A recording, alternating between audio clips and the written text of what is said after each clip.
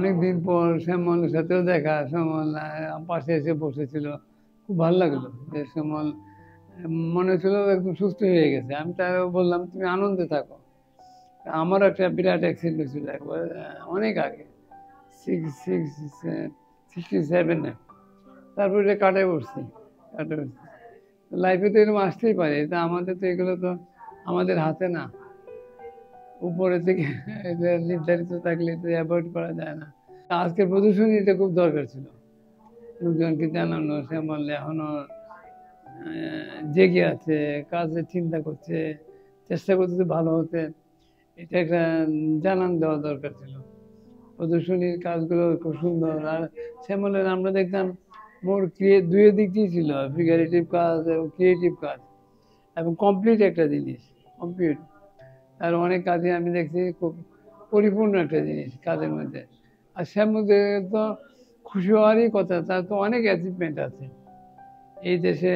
তার বহু ইম্পর্টেন্ট জায়গায়, মিউজিয়াম থেকে শুরু করে নানা জায়গায় প্রচুর। তাজউদ্দিনের একটা, এটা তো একটা ন্যাশনাল ওয়ার্ক, তো এরকম জায়গায় কাজ আছে। এটা তো তার এই সুখ নিয়েই তো আরো বাঁচতে হবে।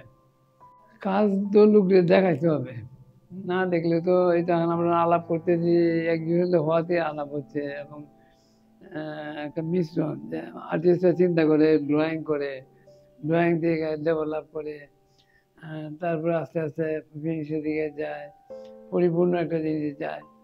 তো এইগুলোকে দেখলে আমাদের নতুনরাও উৎসাহিত হবে, এটি বড় কথা।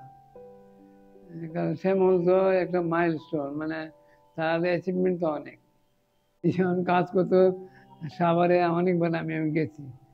ময়মনসিংহের কাজটা বাইসেন্সিল আসছিল একদিন, উনি, তারপরে আমি, মহামিদ গিয়া কাজ বলছি। শ্যামল ও একজন তো হঠাৎ করে বড় কাজ করতে গেলে নিজে বোঝা যায় না যে কোথায় কি। আমরা গিয়ে বলতাম যে এইটা একটু আর একটু ঘাটটা একটু লম্বা করতে হবে, এই জায়গাটা একটু বাড়াই দিলে ভালো হয়, জুতাটা এরকম করো। তো সেমন শুনতো।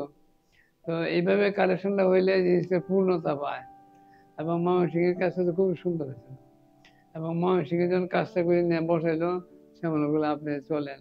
আমি গেলাম দেখতে। আমার শরীরটা অত ভালো ছিল না, তবে আমি গেলাম।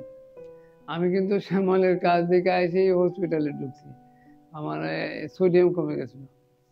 তো এইগুলো অভিজ্ঞতা, শ্যামলের পাশে আমি দীর্ঘদিন ছিলাম। শ্যামল ছিল আমাদের one of the top sculpture. তার এই অবস্থায় দেখে খুব আমরা মর্মাহত। আশা করি শ্যামল আবার ফিরবে।